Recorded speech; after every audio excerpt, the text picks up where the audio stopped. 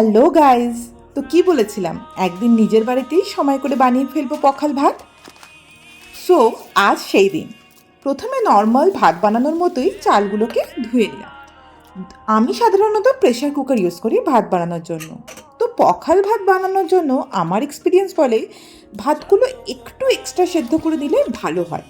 তো নর্মাল ভাতে আমরা দুটো সিটি দিই, কিন্তু এক্ষেত্রে আমি 3টে সিটি দিয়ে দেওয়া প্রেফার করি প্রেশার কুকারে।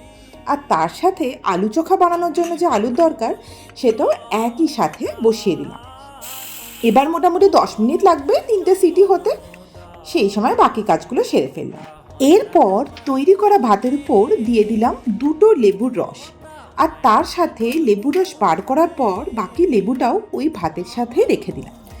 দিলাম 2 চামচ টক দই আর ভালো মতো পরিমাণ জল দিয়ে আর একটু নুন দিয়ে ভিজিয়ে ফ্রিজে রেখে দিলাম।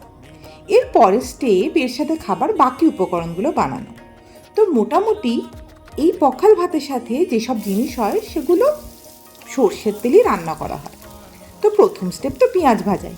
কুঁচো কুঁচো করে পেঁয়াজগুলো কেটে নিয়ে ভালো করে ভাজতে দিয়ে দিলাম। এবার পেঁয়াজের সাথে দিয়ে দিলাম একটু কাঁচা লঙ্কা, একটু শুকনো লঙ্কা, তারপরে কাঁচা লঙ্কা শুকনো লঙ্কায় একটু সর্ষের তেল দিয়ে দিলাম আমাদের সেদ্ধ করা আলুর উপরে। কিন্তু এখানেই শেষ নয়, এই পখাল ভাতের সাথে ঠিক মতো যায় বড়ি চূড়া, যেটা কিনা আমাদের বাঙালি বড়ির মতোই। তার জন্য শুকনো লঙ্কা, বড়ি আর রসুন একসাথে সর্ষের তেলে ভেজে নিলাম একটুখানি জাস্ট নুন দিয়ে। এই বড়িগুলোর মধ্যে থেকে একটুখানি ভাজা বড়ি নিয়ে আলুর সাথে মেখে নিলাম, আর ব্যাস আমাদের কুরকুরে আলু চোখা রেডি। এদিকে অন্য একটা গ্যাসে আমাদের রুই মাছটাও কিন্তু ভাজা হচ্ছে। এবার বাকি ভাজা বড়িগুলো শুকনো লঙ্কার সাথে আর ওই যে ভাজা রসুন তার সাথে এইরকম মেখে নিয়ে রেডি হয়ে গেল আমাদের বড়ি চূড়া। এইবার শুধু ফোড়ন দেওয়া। ফোড়নের জন্য গরম সর্ষের তেলে দিয়ে দিলাম একটু জিরে, একটু রাই আর কারি পাতা।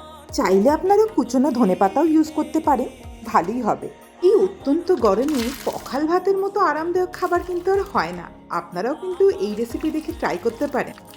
যাই হোক, এবার ফোড়নটা দিয়ে দিলাম আমাদের অলরেডি তৈরি জলে ভেজানো ভাতের উপরে। আর ব্যাস রেডি আমাদের পখাল ভাত। তার সাথে আছে কুরকুরে আলু চোখা, বড়ি চূড়া, রুই মাছ ভাজা আর একটু কাঁচা পেঁয়াজ। এর সাথে একটু আমের আচার হলে তো জমেই যাবে। তো একদিন বাড়িতে বানিয়েই দেখুন না কেমন লাগে, আর আমাকে জানাতে কিন্তু ভুলবেন না।